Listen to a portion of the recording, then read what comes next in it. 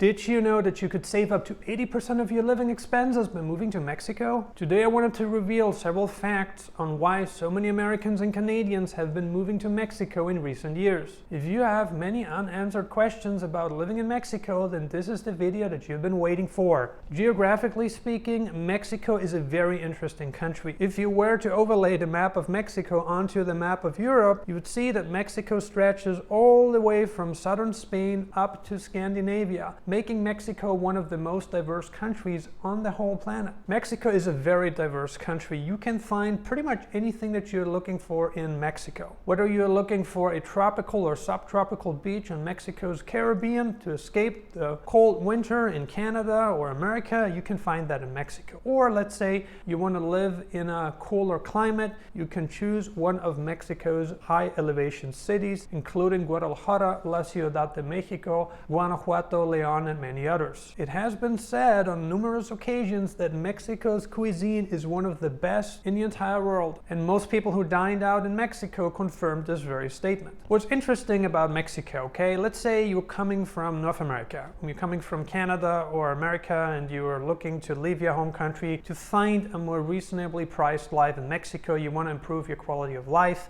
you want to leave the hectic environment that you're accustomed to back home, and the easiest way for you to do this is by crossing into Mexico using one of the southern borders. If that's you, if that's what you want to do, then you need to know that Mexico got a few really easy entry cities that make a transition from North America into Mexico pretty easy. What do I mean by that? Okay, whenever you leave your home country, a lot of the times you want to have access to the things that you are accustomed to back home. Many of Mexico's largest cities are actually very modernized, very Americanized, including La Ciudad de Mexico and Monterrey. Monterrey is probably the most industrialized and Americanized city in the whole country. So for an American looking to relocate to Mexico, choosing Monterrey makes a lot of sense because you do have access to a lot of the same franchises that you have stateside.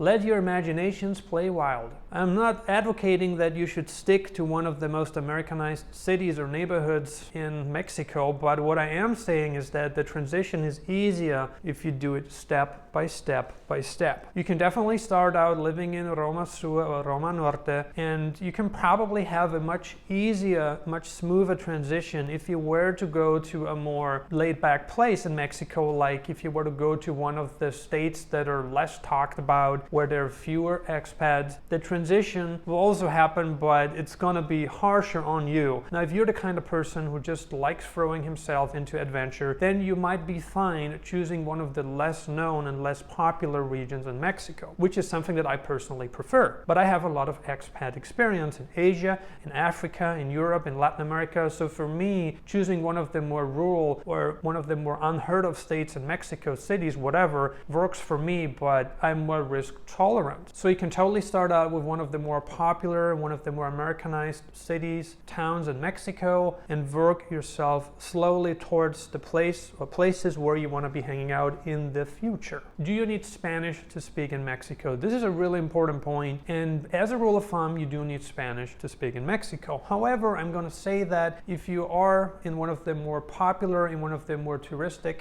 areas, neighborhoods in La Ciudad de Mexico, you probably will not need much Spanish at all. But as soon as you leave the more popular areas, the more popular neighborhoods, and you pick one of the less heard of cities, you do need Spanish. I want to set your expectations right. What about tipping in Mexico? This is a very important topic. So many of us believe that whenever we go to Mexico, we're supposed to tip 20% of whatever the check is. That turns out not to be true. Whenever you're in Mexico, you don't have to tip 20%. In fact, a lot of the times tipping 10% or less is appropriate. You want to blend in with the locals. Just because you're used to tipping 20% back home doesn't mean that you're supposed to be tipping 20% in Mexico. Waiter and waitresses in America, they are on a very thin hourly rate in America, which makes tipping 20% mandatory. But it doesn't mean that that's the case in Mexico. Most locals in Mexico, they tip 10% or less. And oftentimes people do not tip at all. It really depends on the location, but as a rule of thumb, you do not have to tip 20% in Mexico. Just as much as you're not supposed to tip 20% in Europe, you don't do that. I wanted to add a note of caution about investing in Mexican real estate. You might be excited thinking about selling your house back home. Fantastic. You want to relocate to Mexico and you're already thinking about purchasing a home in Mexico. Well, not so quickly. Before you purchase real estate in any country, make sure you talk to professionals, make sure you talk to other expats, make sure you really inform yourself about the situation of the real estate market at that time in the country where you're looking to purchase real estate. Not all cities in Mexico make good real estate investments. Many cities in Mexico are actually sinking into the ground. Why is this happening? Well, it is happening because of massive underground water extraction, as well as overbuilding, and skyscrapers are putting a lot of pressure on the soil, making it sink